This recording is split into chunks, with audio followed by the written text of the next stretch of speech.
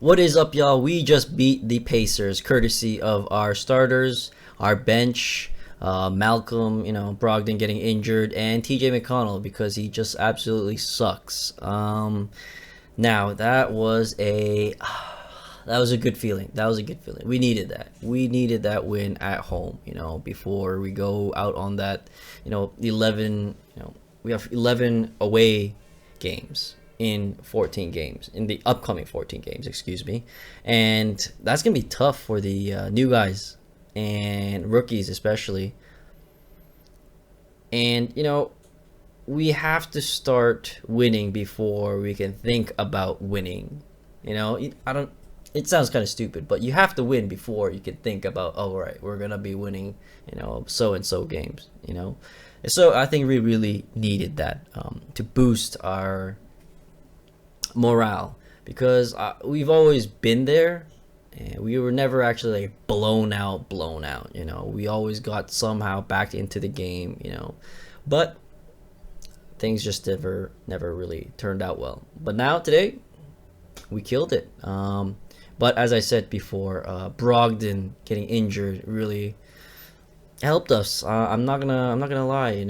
A lot of people will say, we would have. We won like cleanly, and we did, because injury is part of the game.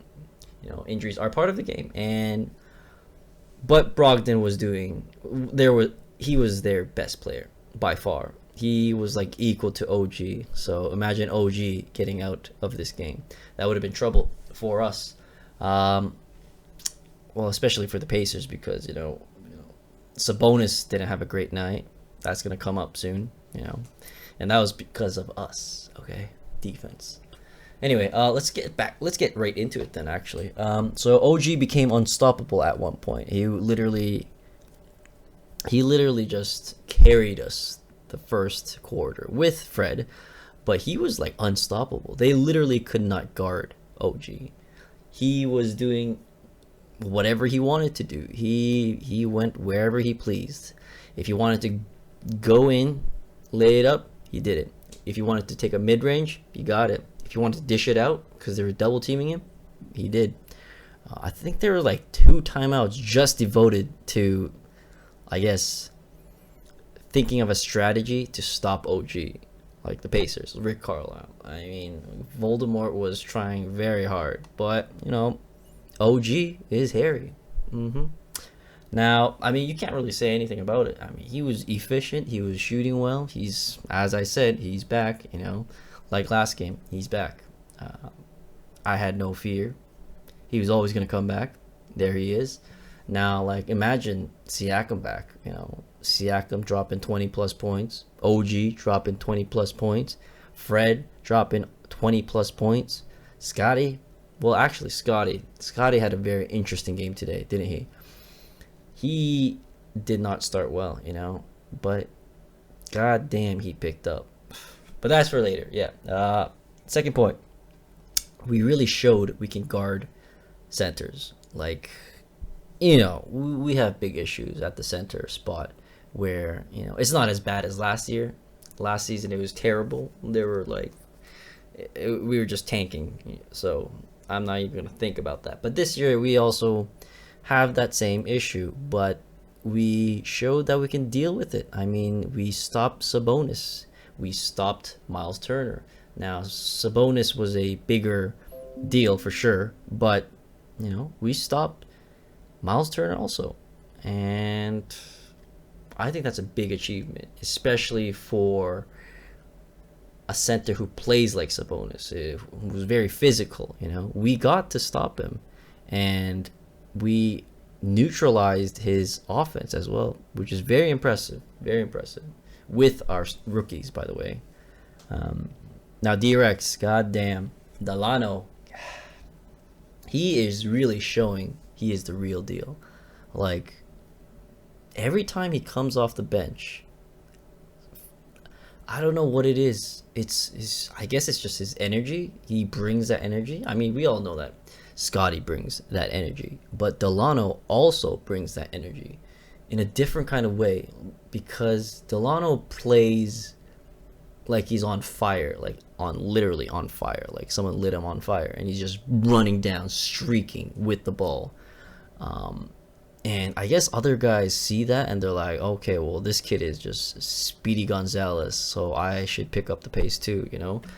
And he gets others involved too, you know? If he was just a guy who got the ball and he's just he just drives straight in, then okay. Yeah, then it's just him going 100 miles per hour. But no, he dishes it out. He looks for the passes, you know? And sometimes it's not even, or most of them aren't even flashy passes. They're just simple passes that give enough space and time for the shooter. And every time he comes on, we just kick into another gear, you know, or get back into gear. So it's nice to see him get a lot of minutes. And thankfully, like, this is what I've been asking for. I've been asking for Dragic to not play and Dalano to get a lot of minutes. And I've seen a lot of people say how, you know, you can't kick out a Dragic vet, you know, out of the lineup. Well, we did today. He got 0 minutes. He turned into Malachi Flynn. Even Malachi got garbage minutes too. 2 minutes now, by the way. Like, the world can rejoice now because Malachi finally got some minutes. 2 minutes of garbage time. Didn't do anything with it, but I mean, it's 2 minutes, so what can you do? It's just garbage minutes. But, you know, now Nick Nurse was just like, okay, you know what? Now people can stop asking me about Malachi getting minutes because there you go, 2 minutes. You know, and Dragic had 0 minutes. And guess what? We won. And we won convincingly, I feel like, you know. And Dalano is showing that he deserves Dragic's minutes, you know. So I don't know what Nurse is gonna do. Like, how do we keep Dragic with all that money on him on the bench? How are we gonna sell him off to a team, you know, when he's literally a bench warmer? Not even a bench warmer. He was literally 0 minutes tonight, you know. But maybe, you know, it's just tonight. You know, maybe later on, the next game, it's just gonna be the same old stuff. Dragic is gonna get more minutes. Dalano's gonna come on for maybe, I don't know, 10 minutes, 7, I don't know. But hopefully it'll be like this. Dalano will get more minutes and Dragic will get less minutes, or okay, 0 isn't realistic, I believe. So Dragic is probably gonna get like 7 minutes or something like that. But I'm happy with Dalano stepping it up and really showing that it's not just Scottie that people should be hyped about. He's also the real deal, you know. And I love it. D-Rex, I love that name. Now the last point. It's really good to see Scottie play through a bad start. Now, he did not start well. In fact, the first quarter he sucked. Second quarter he sucked until the last 3 minutes of the second quarter. That's when he became Super Saiyan or something. Like, this guy turned on Ultra Instinct. He just started getting buckets. He was getting fed by our players. They were passing it to him and he was finishing. I believe that was his first bucket. He got to finish it, and then he started to really get into the offensive side of his game. I think that he just needed a little bit of a push. I think he got frustrated, I think, in the beginning.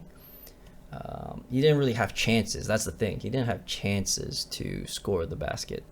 But then it came. Of course it came.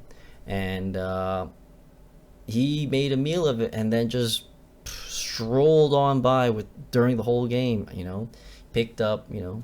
And defensively, he wasn't even that great in the first or second quarter until, you know, later on he picked up. But, you know, by his standards, his defense wasn't as good as, you know, how it could have been, you know. But he still had a great game. It shows that he has the mental capacity to reach into his soul and stay within the game. He doesn't get deflated and get, you know, shoot bad shots or take random threes or just get frustrated. No, he got on track and finished the game well, you know. And that's all I can ask for a rookie, for a kid to do that.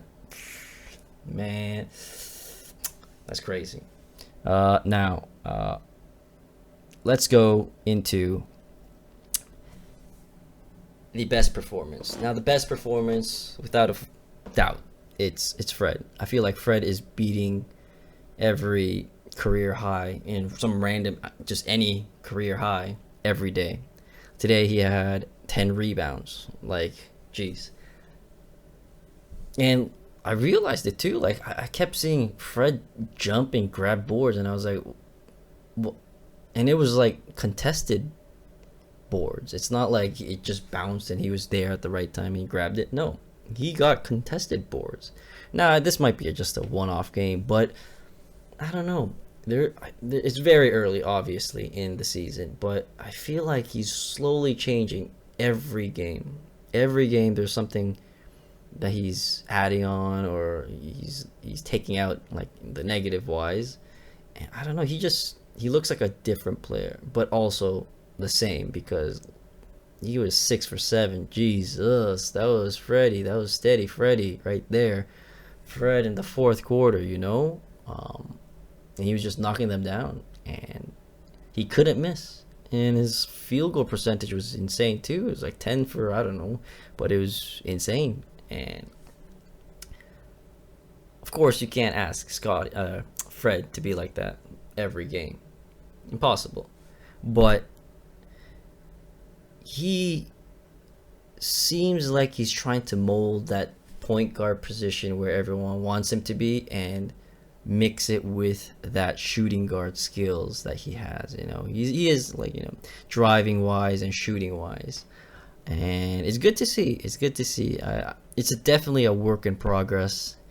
No one should think he's gonna instantly have 10 assists and 30 points every game. That's just not realistic, but you can see the progress.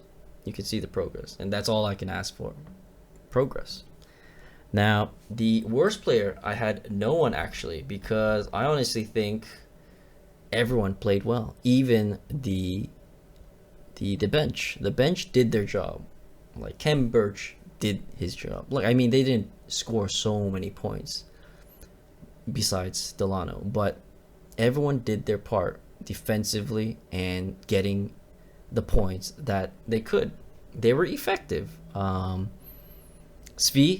very effective. I've always liked Svi as soon as he joined us, but he's getting even, to me, I don't know why, but he's like the white Utah. Because I guess Utah was first, he was on our team first, and then Svi came. So, but they have a similar style of play, like heavy defense and then knocking down shots when needed. Now, the other bench players, they didn't play as much, of course, like the garbage minute guys, but that's a different story.